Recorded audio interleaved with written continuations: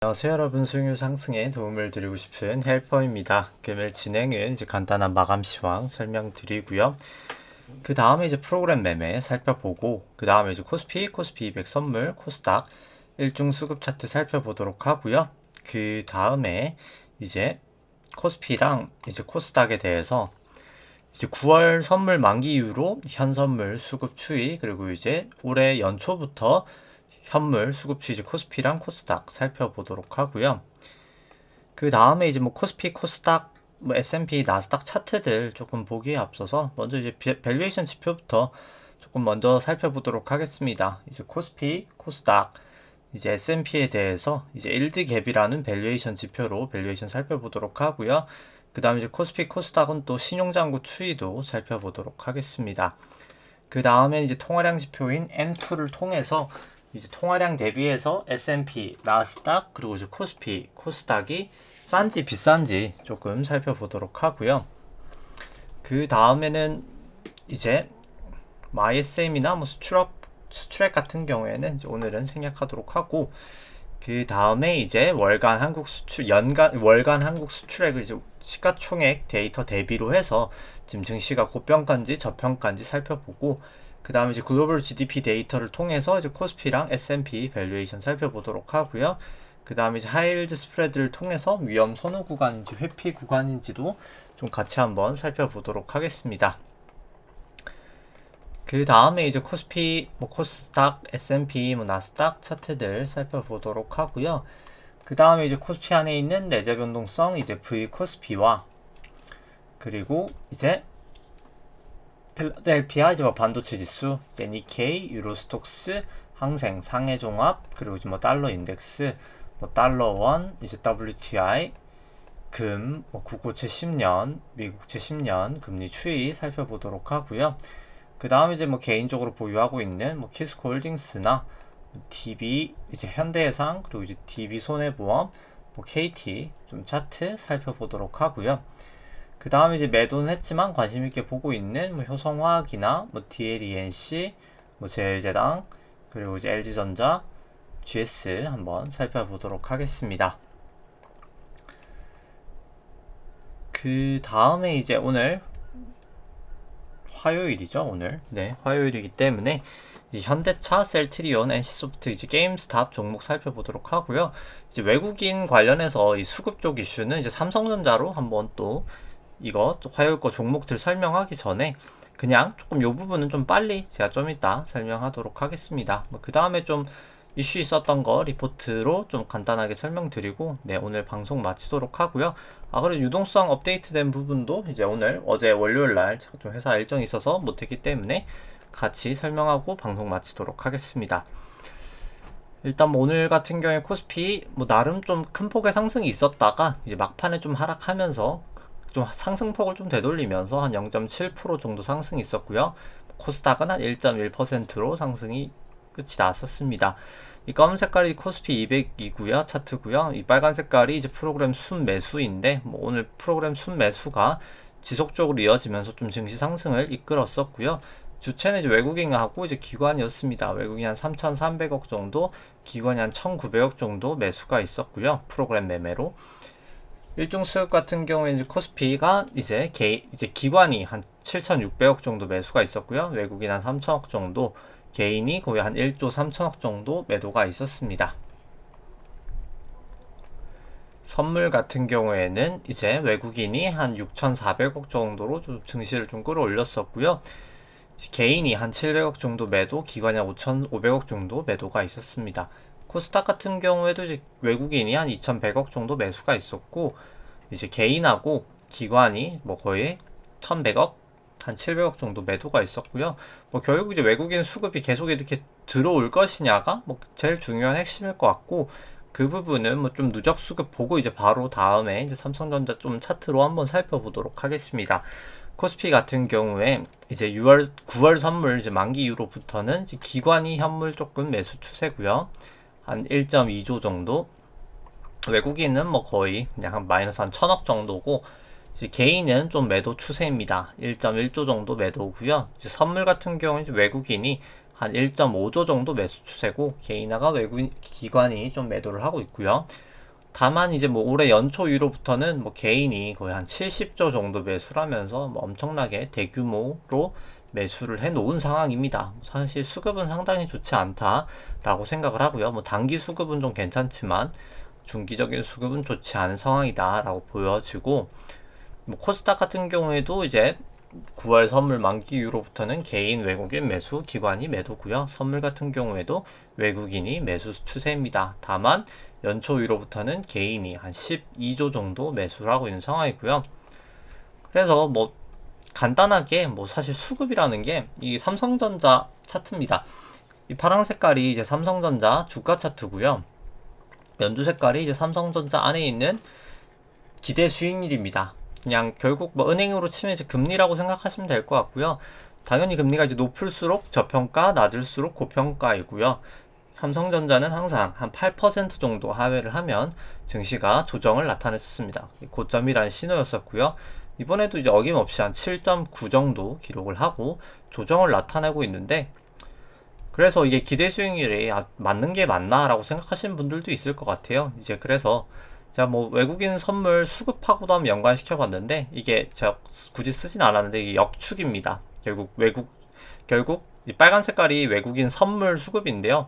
위로 있을수록 선물 매도를 이제 많이 하는 추세라고 보시면 되는 거고, 밑에 있을수록 선물 매수를 많이 한다라고 생각을 하시면 될 것 같고요. 역축이랑 반대거든요. 잠깐 좀 오류가 나고 있는데 보시면은, 잠시만요. 네. 이 연두 색깔 기대 수익률이랑 이 선물 추이랑 이제 선물의 역축이랑 뭐 거의 비슷하신 걸 볼 수 있습니다. 변곡점 부근까지도 거의 뭐 정확하고요. 뭐 그렇기 때문에 이제 외국인, 특히 우리나라는 이제 뭐 개인이나 기관이 뭐 밸류에이션을 하는 분들은 뭐 그렇게까지는 없고, 솔직히 밸류에이션 하더라도 어떻게 보면 좀 약간 기초적인 상황에서 이제 머물고 있는 경우가 많은데, 보통 이제 PBR 이 정도인 경우가 많은데, 이제 외국은 사실 밸류에이션에 대해서 상당히 많이 하거든요. 그렇기 때문에 저도 사실 개인적으로 뭐 국내 쪽 책은 보면서 사실 도움될 만한 게 거의 없었기 때문에 공부를 할 때 대부분 다 이제 외국 서적으로 좀 공부를 했었습니다. 그렇기 때문에 일단 뭐 보시면 뭐 거의 방향성이 거의 진짜 변곡점까지 해서 다 유사한 걸 보실 수가 있고, 실제로 지금 삼성전자가 그렇게 싼 편이 아니기 때문에 기대 수익률이, 저는 뭐 개인적으로 선물도 중기적으로는 더 매도로 나설 가능성이 크지 않나 라고는 생각을 합니다. 근데 다만 뭐 이때도 보시면은 여기서 이제 7% 정도 이미 찍고 나서 한 번 더 상승은 있었거든요. 이게 딱 정확하게 포인트를 딱 잡을 수는 없기 때문에, 당연히 여기서 외국인 같은 경우는 여기 포인트랑 거의 유사하긴 한데, 여기서도 외국인이 뭐 잠깐은 손해가 봤겠죠 이때. 근데 결국은 외국인이 뭐 이기긴 했죠, 더 많이 빠졌으니까. 그래서 뭐 지금 당장은 딱 수급이 하루 이틀은 안 맞을 수 있겠으나, 결국 이 차트를 봤을 때 중기적으로는 충분히 외국인은 매도세가 더 이어질 가능성이 높다라고는 생각이 되는 것 같고요. 그 다음에 이제 뭐 차트들 보기에 앞서서 일단 밸류에이션 지표부터 먼저 살펴보면은, 이 파란 색깔이 이제 이거는 코스피 차트고요. 빨간 색깔이 이제 코스피 안에 있는 기대 수익률을 이제 국고채 10년 금리로 차감을 한 수치입니다. 이제 그것을 이제 일드 갭이라고 하고요. 두 자산의 차이다, 수익률 차이다라고 해서, 이것도 이제 높을수록 저평가, 이제 낮을수록 고평가입니다. 뭐 지금 좀 높아지긴 했지만 여전히 과거 대비해서는 밸류에이션 부담이 있는 구간이다 라고 생각을 하고, 긴 시계열로 차트를 보더라도 마찬가지인 것 같고요. 뭐 코스닥도 뭐 마찬가지라고 생각을 합니다. 물론 이제 코스닥은 과거 대비해서는 ROE가 많이 높아졌기 때문에 이제 그 부분에 좀 영향이다, 좀 높은 부분은 그거라고 생각이 되고요. S&P랑 이제 코스피랑 같이 돼 있는 거를 살펴보면은 이제 원래 계속 유사하게 움직이다가 미중 무역 분쟁하면서 미국이 조금 더 이제 사실 고평가를 받고 있고요. 원래 이제 패권 전쟁 할 때 좀 그런 현상이 나타나게 됩니다. 뭐 패권 전쟁을 떠나서 그럼에도 불구하고 이제 미국 쪽이 좀 밸류에이션 부담이 있어 보이고, 한국도 마찬가지로 저는 좀 밸류에이션 부담이 있어 보인다라고 생각을 하고요. 이 수치는 이제 페드 모형이라고 하고요. 이제 국고채 10년 금리로 차감한 게 아니라 이제 나눈 수치입니다. 좀 더 이제 금리에 약간 살짝 민감한 모형이고요. 뭐 짧은 시결로 봤을 때 뭐 요즘 이제 금리가 조금 올라가고 있는 상황이어서 조금 더 내려가서 밸류에이션 부담은 더 있어 보인다 라고 생각이 되고요. 그 다음에 이제 신용장구 추이 한번 살펴보면은 신용장구가 뭐 이제 지금 전고점이지 않나라는 생각을 하는, 이제 거의 고점을 제가 알기로 이제 돌파를 했을 겁니다. 이제 어제자로 드디어 이제 돌파를 했고요. 25조 6천억 정도, 거의 한 7천억 정도 되면서 전고점을 돌파를 하였습니다. 미세하게나마. 그래서 뭐 상당히 뭐 사실 안 좋은 상황이다 라고는 생각을 합니다. 이렇게 신용장구가 많은 게 사실 절대량 봤을 때 과거 대비 상당히 높은 수준이고요. 좀 불안해 보인다 라고 생각이 되고, 신용장고를 이제 코스피 시총으로 나눈 수치도 뭐 사상 최고치 수준에 지금 육박해 있기 때문에 이것도 참 좀 위험해 보인다 생각을 하고요. 신용장고 증감 속도 같은 경우는 결국 중기적인 추세로 이렇게 빠지고 있는데, 빠지고 있을 때가 항상 위험할 때거든요. 이제 증감 속도가 빠질 때가 뭐 그렇기 때문에 항상 고점 부근이었기 때문에 뭐 조심할 필요성은 여전히 있다라고 생각을 하고, 뭐 코스닥은 뭐 차트만 보여드리고 뭐 설명은 생략하도록 하겠습니다. 그 다음에는 이제 유동성 대비해서 이제 유동성 지표인 M2로 이제 부항갑이고요. 이제 높을수록 결국 유동성 대비해서 이거는 고평가, 낮을수록 유동성 대비해서 이제 저평가입니다. S&P 같은 경우엔 닷컴 버블 이후로 최고치기 때문에 여기도 이제 밸류에이션 부담은 있어 보인다. 통화량 대비해서 생각이 되고요. 나스닥 같은 경우도 뭐 과거 닷컴 버블 이후로는 사상 최고치입니다. 코스피 같은 경우에도 2018년 부근까지 딱 왔다가 빠지고 있어서 여전히 조심할 필요성이 있다 생각이 되고요. 뭐 코스닥도 마찬가지이기 때문에 뭐 다 통화량 대비해서도 밸류에이션 부담은 있어 보인다 라고 생각을 합니다. 뭐 그 다음에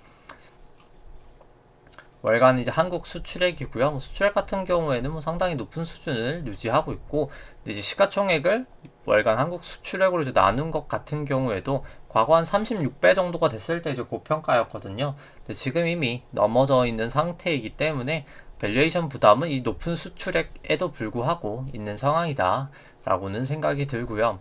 그 다음에 이제 글로벌 GDP 데이터로 살펴봤을 때도 코스피 과거 고점들 이미 넘어버렸고요.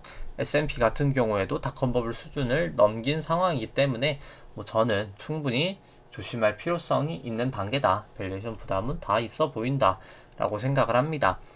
다만 뭐 특히 이제 미국 같은 경우에 이제 미국 하이힐드 스프레드로 봤을 때 200일 이동 평균선은 아직 하회하고 있기 때문에 하이힐드 스프레드가 아직까지는 뭐 장기 추세는 아직까지는 위험 선호다라고는 생각을 하고요. 120일 이동 평균선 중기 추세도 아직은 하회하고 있어서 중기 추세도 아직까지는 위험 선호. 50일 이동 평균선 뭐 단기 추세도 아직까지는 위험 선호 구간이다라고는 생각을 합니다. 넘었다가 아직은 좀 빠지고 있는 상황이기 때문에 뭐 그렇게 생각을 하고요. 뭐 그 다음에는 이제 차트를 살펴보면은 일단 뭐 코스피로 봤을 때는 이제 뭐 오랜만에 뭐 장기 추세부터 살펴보면은 이제 엘리어트 파동상 이제 저 같은 경우에 잠시만요. 엘리어트 파동상 1998년 이제 외환위기 저점부터가 전 새로운 파동의 시작이다라고 생각을 하고요. 이제 닷컴 버블 때까지가 이제 1파, 그 다음에 닷컴 버블 하락이 2파, 그 다음에 이제 닷컴 버블에서 이제 금융위기 상승까지가 3파, 그 다음에 지루했던 동종 장세가 4파, 그 다음에 17년, 18년 상승이 5파로 이제 1, 2, 3, 4, 5가 큰 1파로 끝이 났다라고 생각을 하고요. 그 다음에 이제 미중 무역 분쟁, 코로나로 이렇게 딱 A, B, C로 떨어지면서 2파도 완성이 되었다라고 생각을 합니다. 현재 올라갔던 파동이 3-1파고, 뭐 개인적으로 이제 3-1파는 고점을 받고 지금 이제 3-2파 구간이지 않나라고 생각을 하고요. 여기 저점하고 저점을 그어서 이제 코스피 200으로 봤을 때가 더 사실 정확하긴 한데, 그냥 코스피로 일단 오늘 봤으니까 이렇게 그었을 때 여기 아마 고점을 다이진 않았는데 이제 여기서 저는 좀 고점을 보지 않았나 라고는 생각을 합니다. 이제 주 3봉으로 봤을 때도 일단 뭐 전환선 하회하고 있기 때문에 뭐 조심할 필요성이 있어 보이고요. 저 같은 경우에 MACD 매도 시그널, RSI 다 매도 시그널 나오고 있어서 뭐 사실 중기적인 추세도 여전히 안 좋다라고 보여집니다. 그냥 주봉으로 보더라도 이제 전환선 기준선 하회를 하고 있죠. 오늘 뭐 소폭 기준선 뭐 살짝 근처까지 왔는데 뭐 여전히 저는 좀 조심해야 될 구간이다 라고는 생각을 하고, 이제 일봉상 살펴보면은 일봉상으로는 이제 3-1파가 여기가 1파, 2파, 3파, 여기 4파, 여기가 이제 5파가 끝이 나고, 그 다음에 이제 뭐 채널링을 해본다고 치면은 이제 2파랑 여기 2파랑 4파 저점을 그어서 여기 이제 3파 고점에다 올려놓으면은 여기 고점하고 고점 다운 걸 봤을 때도 뭐 채널은 유효한 것 같고요. 이제 여기를 이제 하회할 때 1차적으로 매도를 할 수 있었을 것 같고, 아무리 늦더라도 이 채널을 이제 하회할 때 뭐 저는 좀 매도를 할 수 있었지 않았을까라고 생각을 합니다. 그래서 일단 뭐 여기까지 5파가 치고 여기는 이제 A파로 하락을 한 것 같고요. 여기까지가 이제 코스피 200으로는 B파, 여기가 이제 C파라고 보여지는데, 아마 이제 그게 A, B, C가 하나의 A고 그 다음에 이제 B, C 이렇게 나오지 않을까라고 전 생각이 들고요. 마지막 C파가 여기까지가 1파, 여기가 2파, 3파, 4파, 지금 뭐 5파로 아마 빠지지 않을까라고는 아직까지는 생각을 합니다. 뭐 그냥 일목균형표 괴선만으로 봤을 때 일단 뭐 아직까지 200일 이동평균선인데요. 이 빨간 색깔이 딱 200일에서 잘 딛고 그 다음에 딱 딛고 반등을 해서 뭐 일단 지금 당장은 뭐 크게는 문제가 없습니다. 딱 그러면 지지선을 이제 여기서 200일 이동평균선으로 설정하면 될 것 같고요. 여기를 이제 제차 3세번이죠. 이제 마지막 3세번에서 이제 깨냐 마냐를 좀 지켜보면 될 것 같고, 또 중요한 것은 이 초록 색깔인 기준선이 이제 26일 동안의 주가의 최고점과 최저점을 더한 다음에 이제 2로 나눈 수치거든요. 근데 이제 여기서부터 최고점이 지금 계속 내려오고 있죠. 앞으로도 여기까지는 계속 내려올 겁니다. 근데 이제 그렇다 보니까 기준선은 계속 내려올 겁니다. 오늘도 이제 기준선 부근에서 저항을 받고 좀 상승폭을 되돌림이 있었는데, 기준선 이렇게 내려올 때 주가가 과연 내려오는 기준선을 과연 위로 이제 뚫고 올라갈지, 아니면 그냥 이제 내려가면서 하회를 하면서 200일 이동평균선까지 깨버릴지, 이제 그거의 대결이다 생각을 하시면 됩니다. 결국 저항과 지지, 기준선과 200일 이동평균선을 어디로 넘을지를 좀 지켜보면 될 것 같다라고 생각을 하고요. 그 다음에 이제 뭐 전환선, 기준선 같은 경우 아직은 다 하회하고 있고, 뭐 9일, 26일 프랭스팬, 뭐 구름대 다 하회하고 있기 때문에 전 여전히 좀 추세는 안 좋다라고 생각을 합니다. 그리고 이제 코스피 200으로 한번 살펴보면은 한 120일 이동평균선으로 살펴보겠습니다.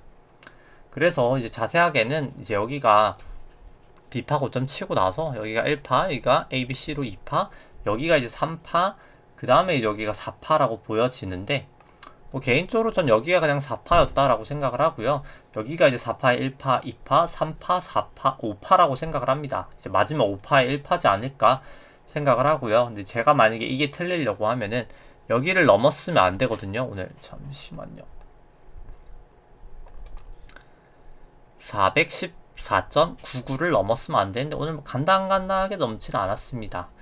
그래서 여기를 넘었다고 하면 뭔가 여기가 4파가 그냥 뭐 플랫 같은 형식으로 이렇게 나올 수도 있지 않을까? 라고도 했는데, 뭐 만약에 이제 여기가 1, 2, 3, 4 이 큰 4가 또 틀리려고 하면은 또 여기가 이제 깨지면 안 되거든요. 여기 424.44 두 가지 이 채널이 깨지냐에 따라서 좀 파동을 매기는 카운팅이 일단 달라질 것 같은데, 일단 1차적인 여기가 깨지지 않아서 저는 일단 아직까지는 여기가 1, 2, 3, 4, 5로 생각을 하고 있습니다. 그래서 큰 5에 아마 1단계 정도지 않을까 라고는 보고 있고요. 그리고 이제 아까 얘기를 안 했었는데, 오늘 또 이제 미국 보시면은 이제 소비자 물가가 나오거든요. 이제 CPI가 나오기 때문에 8월 미국 소비자 물가를 뭐 지금 다 좀 약간 어떻게 보면 기다리고 있습니다. 어떻게 나올지. 뭐 높게 나와서 높게 나오는 걸 과연 시장이 어떻게 반영할지, 아니면 낮게 나온다면 그걸 또 어떻게 반영할지, 일단 좀 오늘 좀 미국 시장의 변동성이 좀 있지 않을까라고 생각을 하고, 뭐 그래서 뭐 이건 뭐 사실 어떻게 시장이 반응할지는 뭐 아무도 모르는 거기 때문에 일단 뭐 좀 시간이 아마 이제 오늘 8시, 오늘 9시 반이겠죠? 보면은 오늘 9시 반에 이제 발표 나는 거를 뭐 그때 좀 미국 선물 시장 보면 뭐 좀 재밌지 않을까라고 생각을 하고요. 그래서 뭐 아직까지는 뭐 저는 좀 하락 추세지 않을까라고는 뭐 생각을 하고 있습니다. 그래서 좀 그렇게 생각을 하고 있고요.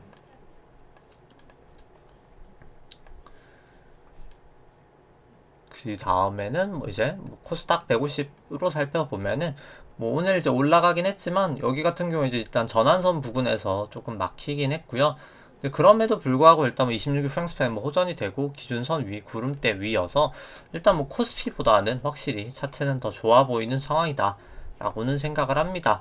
근데 다만 뭐 여러 가지 정황상 뭐 저는 그냥 A, B, C지 않을까라고는 뭐 생각은 하고 있고, 근데 이제 뭐 결국 그냥 차트만 봐서 조금 더 후행적으로 하고 싶다 하면 그냥 기준선 깨지면 매도를 하면 되지 않을까라고는 생각을 합니다.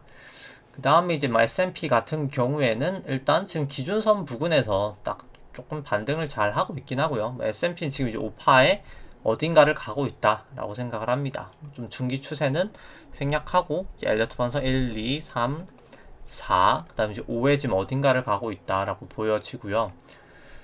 일단 뭐 기준선 부근에서 잘 일단 반등은 하고 있어서 뭐 아직까지는 큰 문제는 없는데 뭐 그냥 기준선 깨지면 뭐 매도를 하면 되지 않을까라고 생각을 합니다. 26일 프랭스팬은 뭐 아직 호전이 되어 있긴 하고요.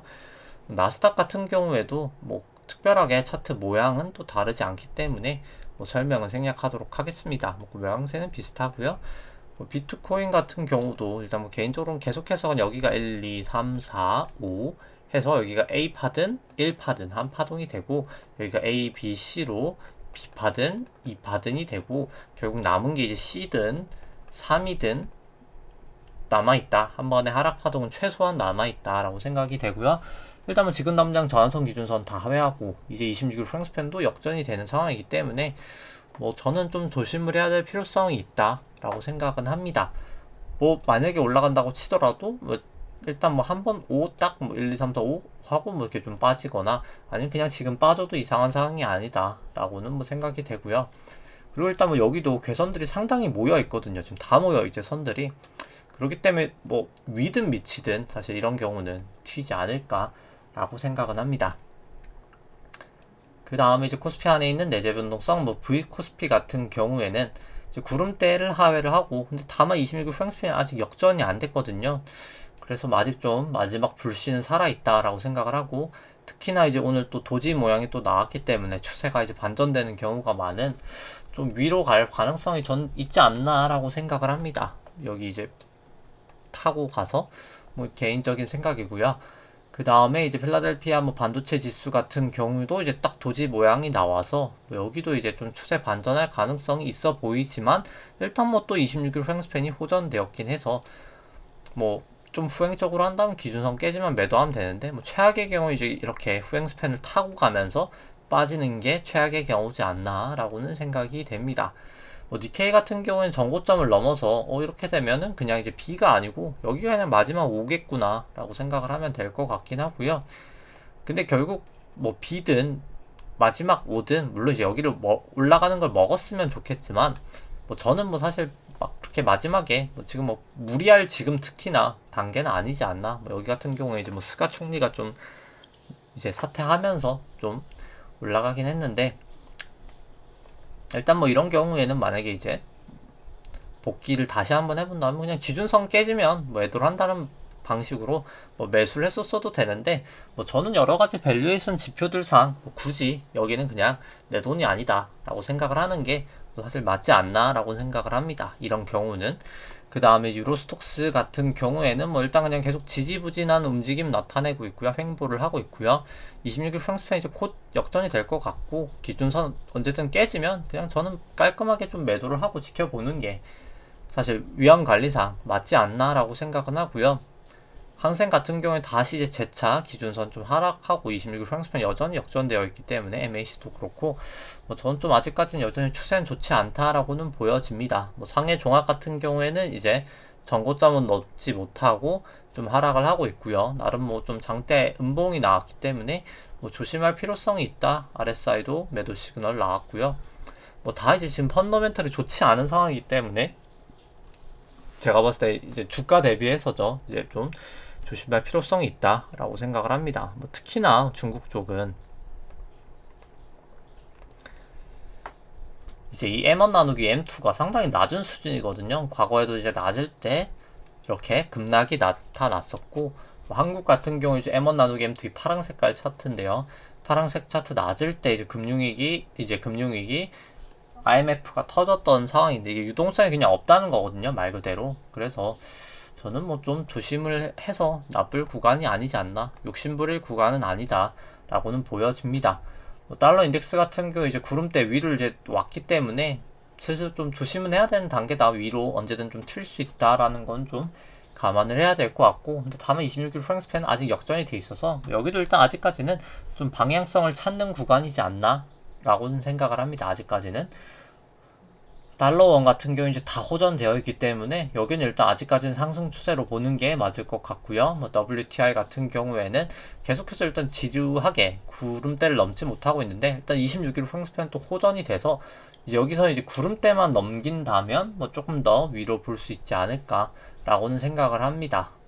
근데 뭐 여기가 이제 비일 가능성도 존재하는 것 같고요. 뭐 그래서 뭐 사실 지금 대부분 이제 위험 자산은 사실 좀 굳이 이제 위험을 굳이 테이킹할 필요는 없는 시점이다라고는 사실 생각을 합니다. 뭐 여러 가지 측면에서 금 같은 경우도 일단 뭐 지금 실질금리가 뭐 계속 그냥 1% 구간에 유지를 하고 있어서 뭐 크게 움직임은 없는데, 뭐 저는 사실 결국 테이퍼링 하면 실질금리가 올라갈 수밖에 없다고 생각을 하는 게 아니라 사실 이건 올라갈 수밖에 없는 거거든요. 이건 그냥 예측이 아니라 그냥 그럴 수밖에 없는 거기 때문에 결국 그렇게 생각을 해서 일단 실질금리 결국 플러스로 테이퍼링 해서 가면은 좀 빠졌다가 실질금리랑 반대로 움직이기 때문에 올라갈 때 이제 좀 빠졌다가 그 다음에 실질금리 플러스 될 때 딱 사면 되지 않을까 생각을 하고, 일단 뭐 계속 구름대 부근에서 여기도 상승이 좀 막히고 있습니다. 그래서 좀 조심을 금도 지금 당장은 좀 해야 되지 않을까 생각을 하고, 우리나라 국고채 10년 금리는 뭐 계속 전 좀 상방을 보고 있는데 일단 뭐 계속해서 상승 추세로 잘 가고 있고요.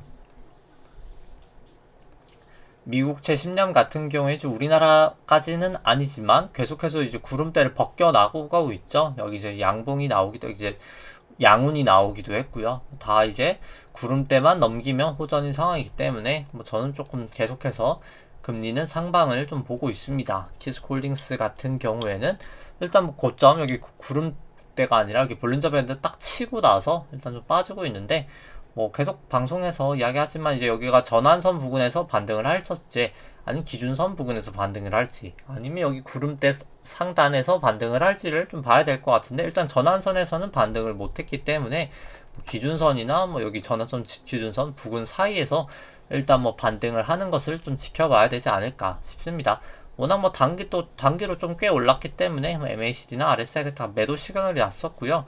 뭐 조금 기간 조정이든 가격 조정이든 살짝 보이고 나서 좀 올라가는 패턴으로 나타나지 않을까라고는 뭐 추세상 생각이 되고요. 키스콜딩스 같은 게 현재 주가 한 22,000원 정도 되고, 나머지 이제 실적 전망치 이 정도 나온다라고 했을 때 한 210%까지 저는 상승 여력은 있다라고 보여집니다. 뭐 동종업계는 아니지만 이제 뭐 주 한라가 뭐 이제 자사주 소각하고 뭐 취득하는데 재차 뭐 키스코도 좀 이제 상속세도 내셔야 될 거, 이제 낸 거를 어떻게 보면 주식담보대출 다 상환하면서 갚아야 될 거기 때문에 좀 적극적으로 이제 자사주 소각하고 뭐 재차 자사주 매입을 하던 아니면 무상증자를 하던 좀 주주 환원 정책을 하면 뭐 더 올라갈 수 있지 않을까. 뭐 결국 올라가는 모멘텀은 뭐 그게 가장 크지 않을까 생각은 하고요. 뭐 그 다음에 이제 뭐 현대해상 같은 경우에는 뭐 오늘 한 1.4% 상승을 했지만 일단 아직까지는 구름대 아니고요. 뭐 추세가 아주 좋지도 아주 나쁘지도 않은 상황이다 라고 생각을 합니다. 근데 다만 뭐 저는 좀 길게 봐서는 금리는 올라갈 수밖에 없다라고 보기 때문에 뭐 구주봉상 파라볼릭 매수 시그널 전환선 넘고 뭐 9일 후행스팬도 호전된 상황이기 때문에 길게는 좀 올라가리라 생각을 합니다. 뭐 DB 손해보험 같은 경우에는 조금 더 추세가 좋고요. 뭐 지금 다 호전되어 있기 때문에 뭐 DB 손해보험 같은 경우에 추세상으로는 뭐 전혀 문제가 없는 상황이다 라고 생각을 합니다. 근데 다만 뭐 현대해상이 밸류에이션은 훨씬 더 싸고요. 기대 수익률로 보더라도. 다만 단점은 RBC 비율이 좀 안 좋다. 자본 적정성이 DB 손해보험보다는 좀 더 여리하다. 뭐 이런 부분이 좀 있습니다. 그래서 그냥 둘 다 들고 있고요. KT 같은 경우에도 뭐 일단 계속 좀 지루하게 횡보를 하고 있습니다. 뭐 특별하게 이제 방향성은 지금 좀 없는 상황이고요. 그 다음에 이제 뭐 KT 같은 경우에는 뭐 현재 주가 한 32,000원 정도 되고, 나머지 실적 전망치 이 정도다 라고 감안을 했을 때 뭐 거의 그래도 한 10만원까지는 갈 수 있는 내재 가치를 보유하고 있다 라고 생각을 하고요. 그 다음에 이제 뭐 효성화학 같은 경우에는 일단 뭐 계속 구름대를 잘 벗기고 있지는 못합니다. 그래서 구름대 일단 벗기고 나야 좀 마음 편하게 살 수 있을 것 같은데, 내일 되면 크게 빠지지 않는 이상 벗기기 때문에 뭐 좀 매수는 가능한 것 같고요. 결국 매도를 한다면 저는 그냥 구름대 다시 재차 하회하면 매도를 하면 될 것 같습니다. 좀 늦게라도 매도를 한다면 기준선 깨지거나 뭐 저항선 깨지면 매도하면 될 것 같고, 26일 프랑스팬도 이제 호전이 돼서 뭐 좀 상승 추세가 나올 수도 충분히 있는 구간이다 라고도 뭐 생각이 됩니다. 효성화학 같은 경우에는 뭐 현재 주가 한 40만원 정도 되고, 나머지 이제 실적 전망치 이 정도다 라고 감안을 했을 때 뭐 그래도 저는 뭐 거의 한 100만원까지 갈 수 있는 주식이다 라고 생각을 하고요. 내재 가치는 뭐 충분히 좋은 주식이다 라고 생각을 하고, 그 다음에 이제 뭐 제일제당 같은 경우에는 볼린저 밴드 모여서 뭐 사실 위든 미치든 튈 것 같은데, 일단 아직까지는 기준선 방향 좀 내려가고 있고 26일 역전되어 있고 해서 뭐 저는 좀 더 지켜봐야 되지 않을까 라고는 생각이 됩니다. 제일제당 같은 경우도 한 현재 주가 44만원 정도 되고, 나머지 실적 전망치 정도다 라고 했을 때 한 58% 정도 상승 여력은 있다 라고는 생각이 되고요. 그 다음에 이제 뭐 DLENC 같은 경우는 뭐 아직까지는 전환선 미치고 26일도 아직까지는 호전돼 있지 않고 구름대 미치기 때문에 뭐 조금 여기도 좀 지켜봐야 될 것 같고요. 그 다음에 근데 다만 뭐 DLENC는 현재 주가 한 14만원 정도 되고, 나머지 실적 전망치 이 정도다 라고 했을 때 뭐 충분히 뭐 내재 가치는 좀 좋은 회사다 라고는 생각을 합니다. 한 170% 정도 올라갈 수 있는 상승 여력은 가지고 있는 회사다 라고 생각을 하고요.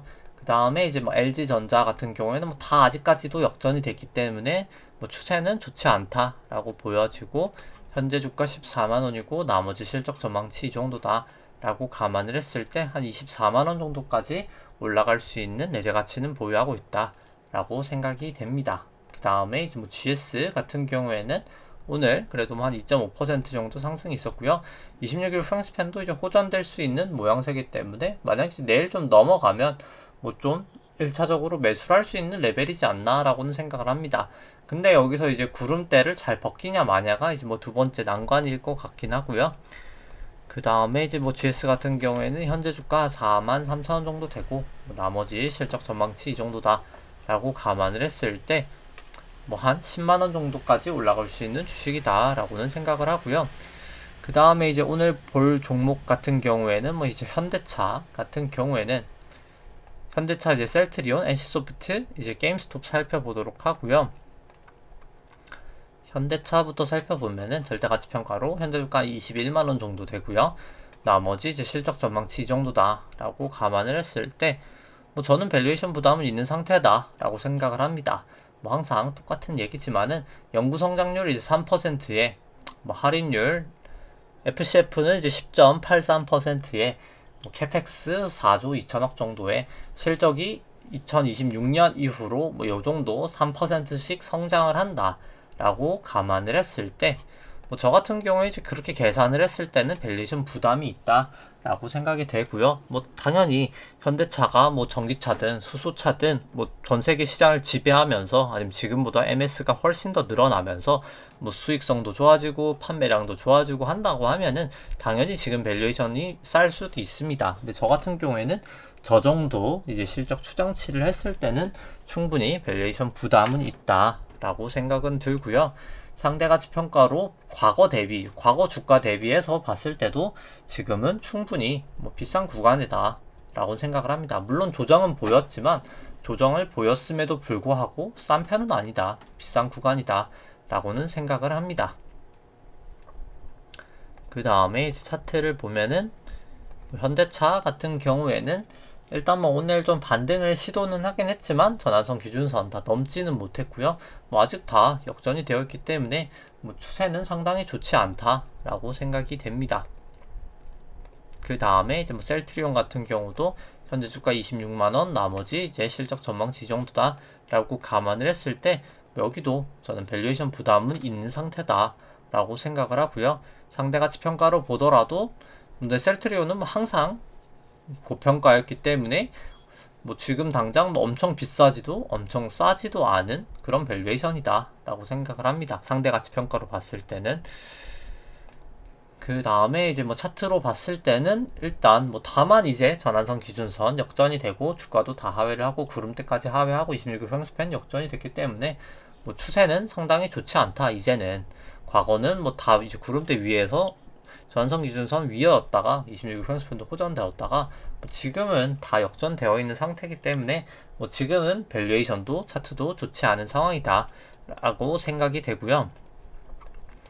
요즘에 이제 많은 이제 우환이 있는 이제 NC 같은 경우 현재 주가 한 60만 원 정도 되고 나머지 이제 실적 전망치 이 정도다라고 했을 때 이제 뭐 전망치 계속 하락하고 있는 점을 반영했을 때 그냥 지금 주가가 이 실적들이 이 정도가 나온다.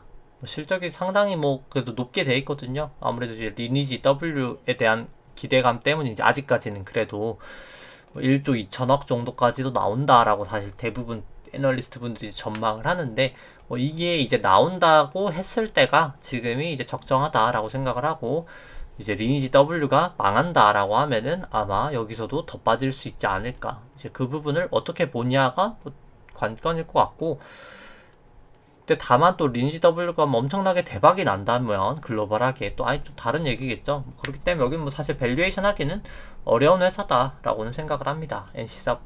NC소프트 같은 이런 게임 회사들 같은 경우에는 그렇게 생각을 하고요. 뭐 상대가치 평가로 봤을 때는 뭐 그렇기 때문에 지금이 뭐 이제 점점 약간 싼 구간까지는 오고 있긴 합니다. 아주 싼 것까지는 아니지만 뭐 그래도 과거 대비해서는 2018년 이후로는 뭐 거의 가장 싼 구간에 속하는 편이다 라고는 볼 수 있을 것 같고요.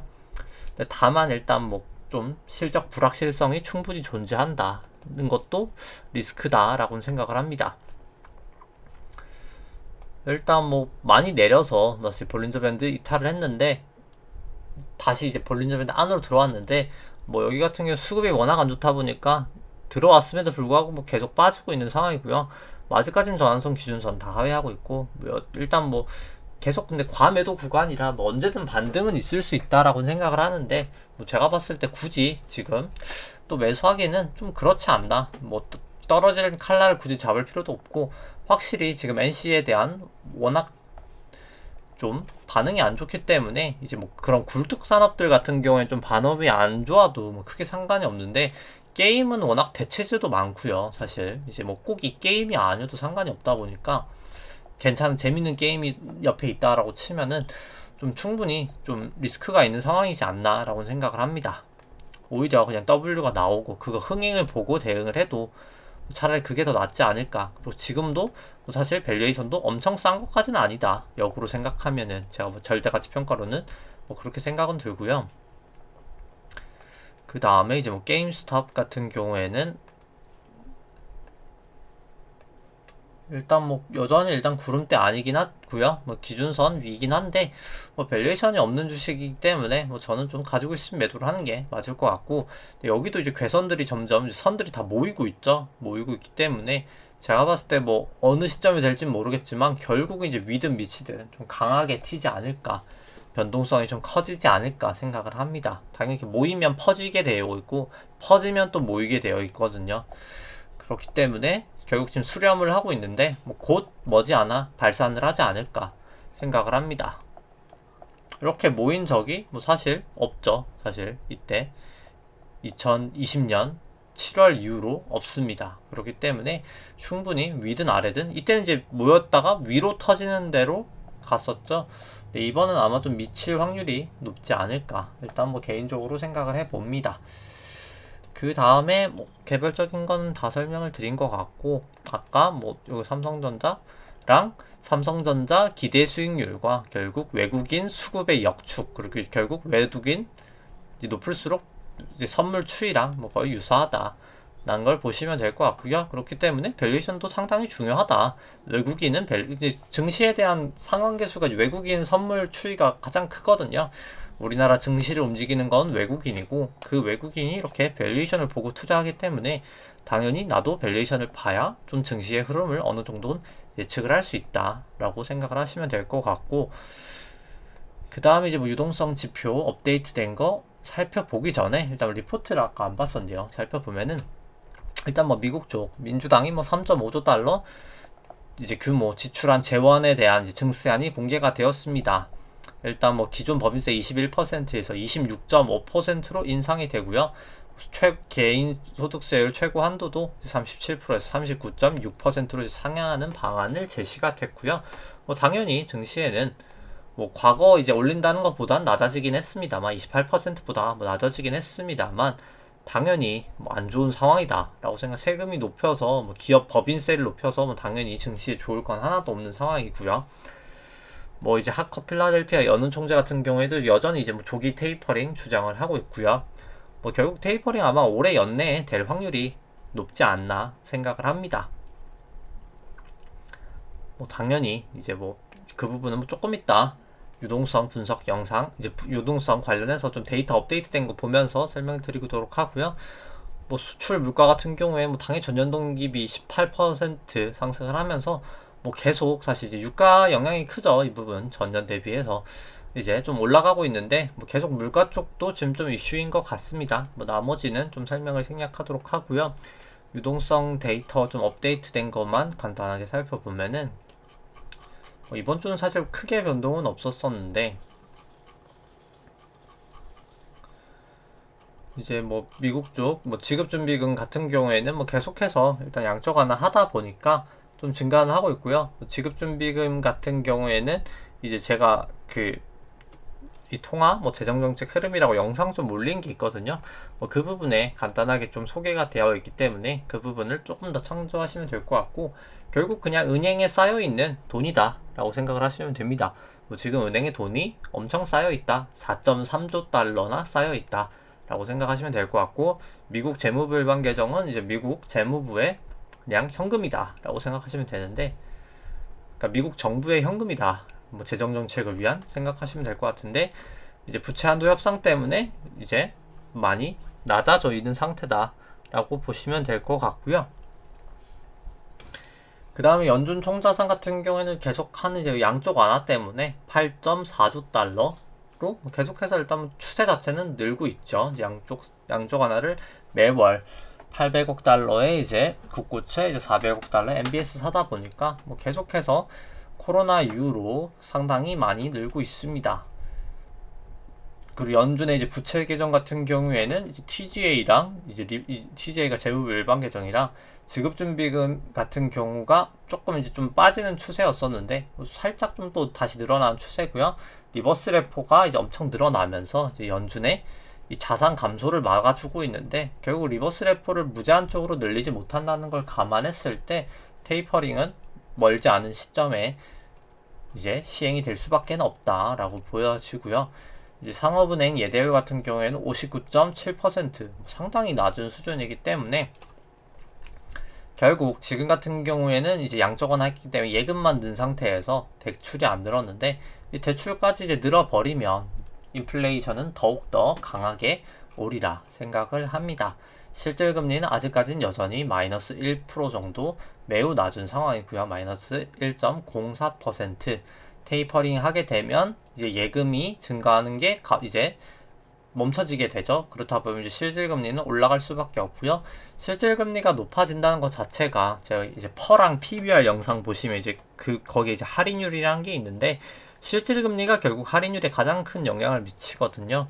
실질 금리가 높아지게 되면 할인율이 높아지게 되고 할인율이 높아지면 PBR과 퍼는 낮아질 수밖에 없기 때문에 뭐 개인적으로 실질금리 올라가면 0%까지 가면 이때 과거에 이제 2013년 5월에 테이퍼링 한다고 하자마자 실질금리가 마이너스 1% 정도에서 갑자기 급등을 하거든요.